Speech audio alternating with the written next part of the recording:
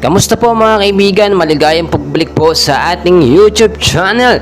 Latest weather update po tayo March 20, 2024, hapon po ng Huwebes. Mahal na araw po. Whole week na po ngayon, no? Simula na. Pero bago po tayo magpatuloy, pa-like and subscribe na rin po yung pahit ng notification bell para ma-notify po kayo sa ating mga daily and latest weather update. Maraming salamat po.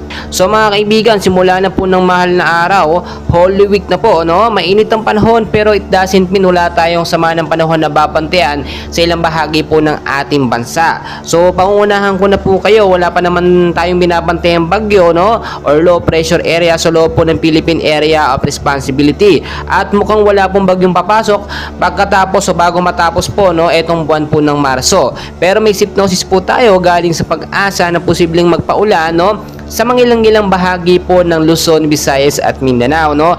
Sa hypnosis po natin, easterlies na siya po nakakaapekto sa ilang bahagi po yan ng eastern section po ng ating bansa. So mga kaibigan, maigsi lamang ito. Narito po ang forecast weather condition natin, no?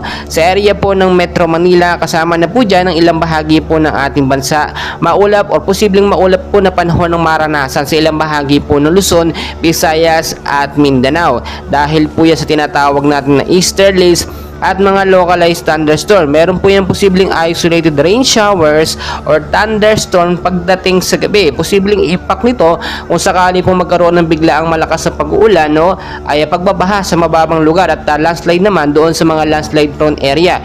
Tulad din ang nangyari itong mga nakarang araw lang, no, sobrang init sa umaga hanggang sa tanghali.